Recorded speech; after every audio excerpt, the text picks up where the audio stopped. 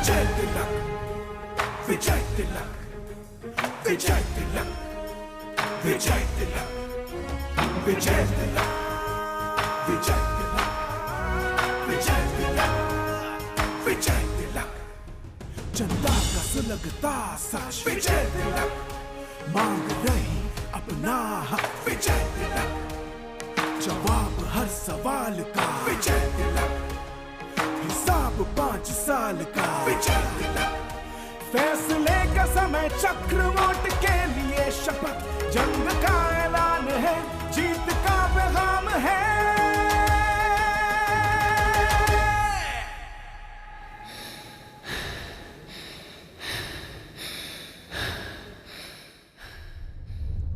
विजय तिलक, विजय तिलक, विजय तिलक, विजय तिलक, विजय तिलक, विजय तिलक, विजय तिलक, विजय तिलक,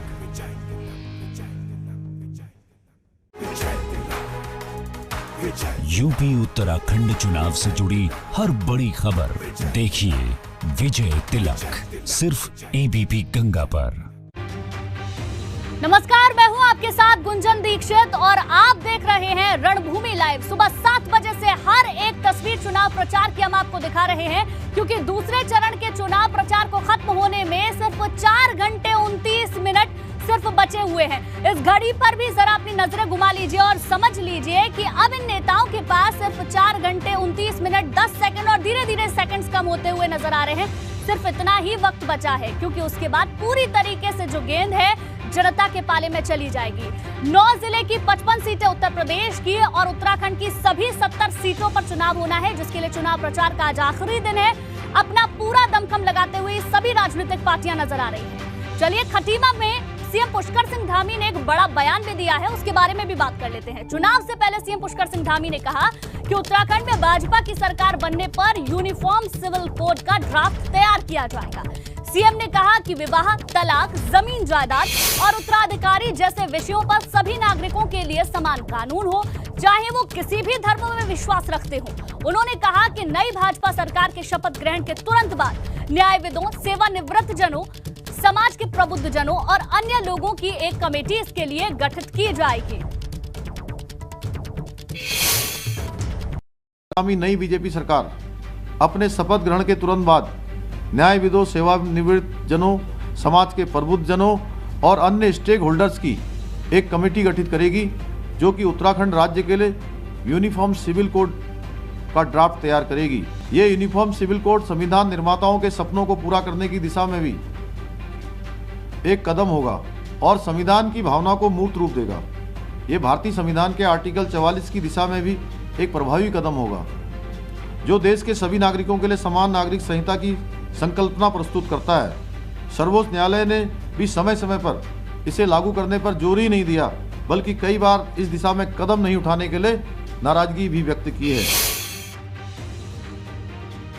तो सीएम धामी को यहाँ आपने सुना। अब सबसे बड़ी बात यह है कि सीएम धामी के इस दाव के आखिर मायने क्या है, क्योंकि चुनाव में सिर्फ 2 ही दिन का वक्त बचा हुआ है। इसे जरा समझ लेते हैं। भाजपा की सरकार बनने पर यूनिफॉर्म सिविल कोड का ड्राफ्ट तैयार किया जाएगा उत्तराखंड में। इसकी जानकारी खुद मुख्यमंत्री ने दी है। सीएम ने कहा है कि विवाह, तलाक, जमीन जायदाद और उत्तराधिकारी जैसे विषयों पर सभी नागरिकों के लिए समान कानून होंगे, यानी कि धर्म कोई भी हो, कानून एक लागू होगा। चाहे वो किसी भी धर्म में विश्वास रखते हो, लेकिन कानून सबके लिए एक बनाया जाएगा। साथ ही उन्होंने कहा कि नई भाजपा सरकार के शपथ ग्रहण के तुरंत बाद न्यायविदों, सेवानिवृत्त जनों, समाज के प्रबुद्ध जनों और अन्य लोगों की एक कमेटी इसके लिए गठित की जाएगी। अब सवाल ये है कि आखिर इसकी जरूरत क्यों पड़ी, ये आप अपनी टेलीविजन स्क्रीन पर देख सकते हैं। उनका कहना है शादी, तलाक, गोद लेना जैसे जो तमाम चीजें होती हैं उसमें काफी आसानी होगी। एक समान कानून होगा तो इससे सभी के लिए आसानी रहेगी।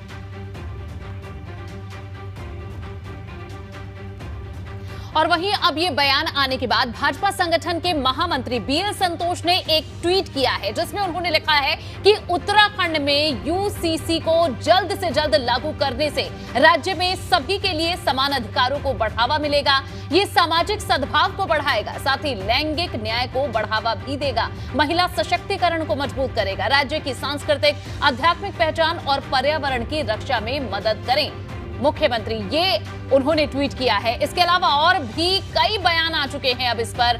उत्तराखंड में आगे उन्होंने लिखा कि उत्तराखंड में यूसीसी ये बहुत बड़ा है।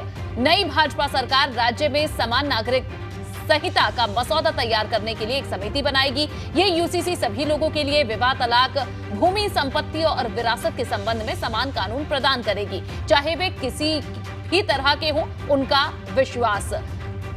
और अनिल बलूनी का भी अब ट्वीट आ चुका है और सभी की प्रतिक्रिया आ रही है। अनिल बलूनी क्या लिख रहे हैं ये भी जानिए। आज उत्तराखंड के मुख्यमंत्री श्री पुष्कर सिंह धामी जी ने यूनिफॉर्म सिविल कोड को लेकर जो घोषणा की है वो ऐतिहासिक है। समग्र उत्तराखंड इसका स्वागत करता है। ये देवभूमि की भावनाओं एवं संस्कारों के ही अनुरूप है। इस ऐतिहासिक घोषणा के लिए मुख्यमंत्री जी को साधुवाद। तो ये तो अभी पार्टी के ही नेता हैं जो इसके समर्थन में ट्वीट कर रहे हैं। विपक्ष भी अब इस पर प्रतिक्रिया दे रहा है। चलिए आगे बढ़ते हैं। एआईएमआईएम के चीफ असदुद्दीन ओवैसी आज मुरादाबाद में चुनाव प्रचार कर रहे हैं। आज दूसरे चरण के चुनाव प्रचार का आखिरी दिन है, ऐसे में कोई कोर कसर वो छोड़ना नहीं चाहते हैं। असदुद्दीन ओवैसी से खास बातचीत की हमारे संवाददाता उबैदुर रहमान ने, सुनवाते हैं आपको।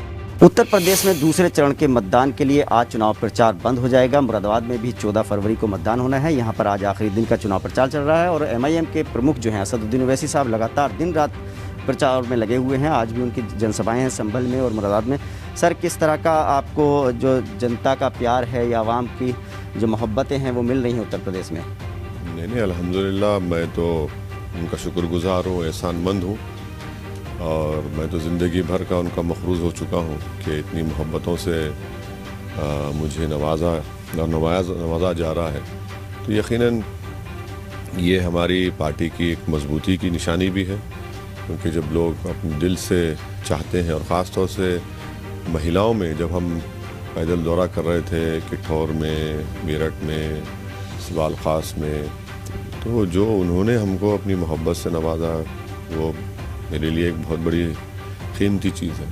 उत्तर प्रदेश में आपकी जान लेने की कोशिश की गई, गोलियां चली आपके काफिले पर, ऊपर वाले ने आपको बचा लिया। उत्तर प्रदेश में जान भी बच गई।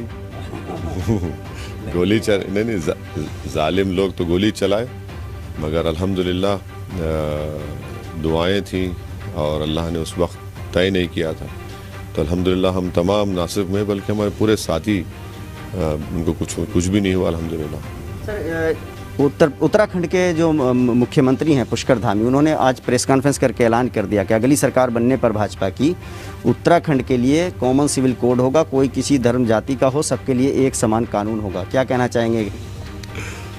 देखिए, एक बात सुनिए, उनको लॉ कमीशन की रिपोर्ट पढ़नी चाहिए। लॉ कमीशन ने खुद कह दिया कि भारत देश में अभी यूनिफॉर्म सिविल कोड नहीं ला सकते। और दूसरी बात यह है कि हमको ये बता दें कि दया भागा या मिताक्षरा स्कूल ऑफ थॉट को अपनाएंगे, वो खुल के बताएं कि दया भागा या मिताक्षरा स्कूल ऑफ थॉट को अप्लाई करेंगे। तीसरा, वो ये भी बता दें कि जो टैक्स रिबेट मिलता है हिंदू अनडिवाइडेड फैमिली को, वो दूसरे मज़हब वालों को देंगे नहीं देंगे। हाँ, तो चौथी चीज़ ये है कि कॉन्स्टिट्यूशन में डायरेक्टिव प्रिंसिपल्स और भी हैं।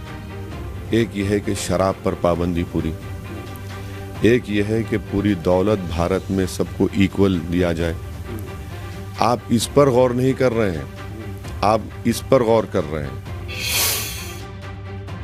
चलिए अब खबरों में आगे बढ़ेंगे। बिजनौर की सदर सीट पर त्रिकोणीय मुकाबला है।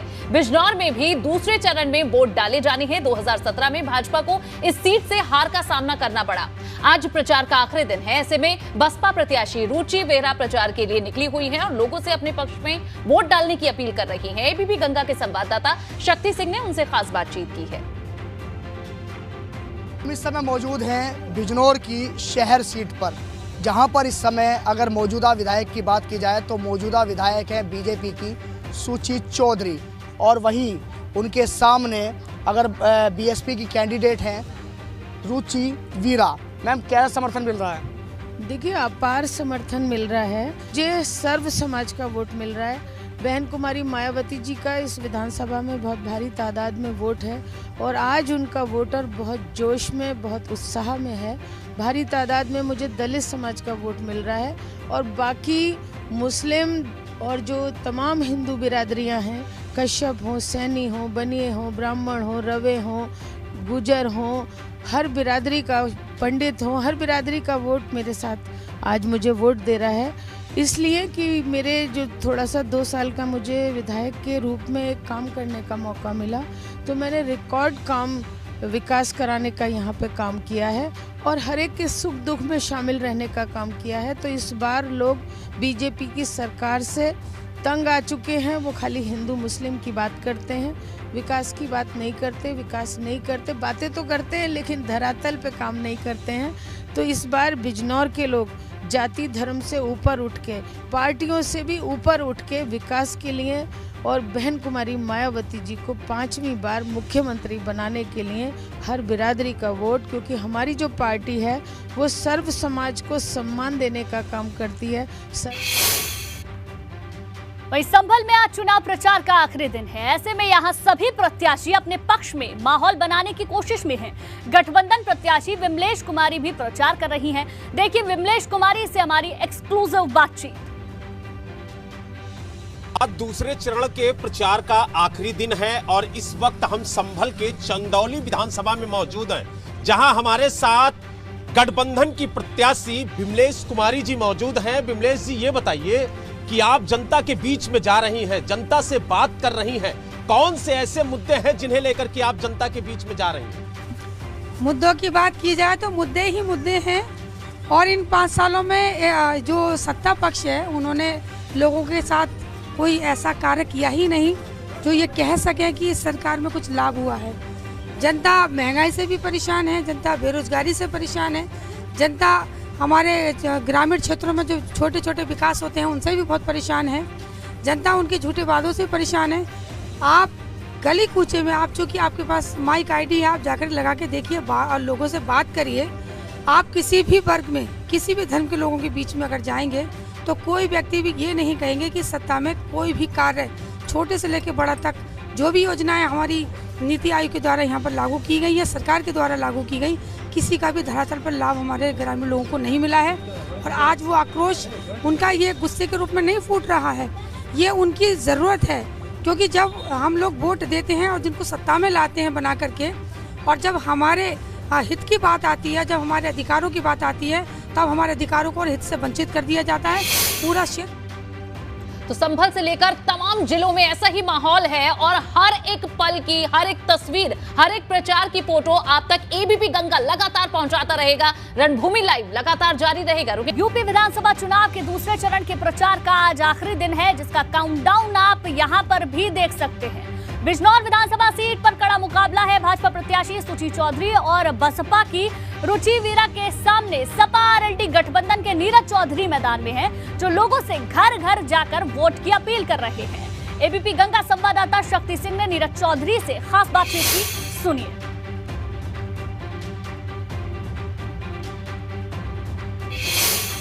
के प्रत्याशी हैं डॉक्टर नीरज चौधरी हमारे साथ हैं। आज प्रचार प्रसार का डॉक्टर साहब अंतिम दिन है, कैसे चल रही है कंपनी?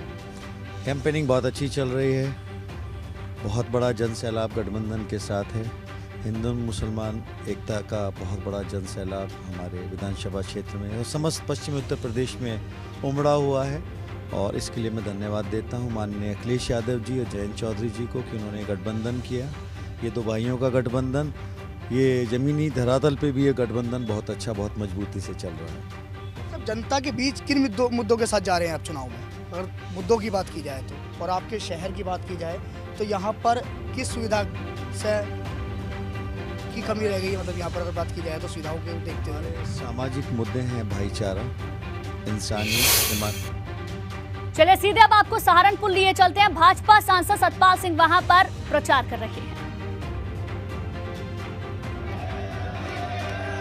और अब ये देखिए तस्वीरें आपको दिखा रहे हैं, चुनाव प्रचार का आज आखिरी दिन है और भाजपा प्रत्याशी के समर्थन में यहां पर प्रचार करते हुए नजर आ रहे हैं। ये तस्वीरें आपको दिखा रहे हैं सहारनपुर से, ये तस्वीरें जहां पर जनसैलाब आपको नजर आ रहा है। भाजपा प्रत्याशी एक गाड़ी पर सवार और उसके साथ समर्थकों का ये सैलाब, हाथों में भारतीय जनता पार्टी का झंडा लिए लोग यहां पर निकल रहे हैं और नारेबाजी की जा रही है। सीधा आपको लिए चलेंगे उत्तराखंड के धनौल्टी। गृह मंत्री अमित शाह प्रचार के लिए पहुंचे हुए हैं। सीधी तस्वीरें दिखाएंगे जहां उनका संबोधन भी चल रहा है। उत्तराखंड में भी 14 फरवरी को एक ही फेज में सभी सीटों पर मतदान। कांग्रेस वालों की माटी पर छू रही है।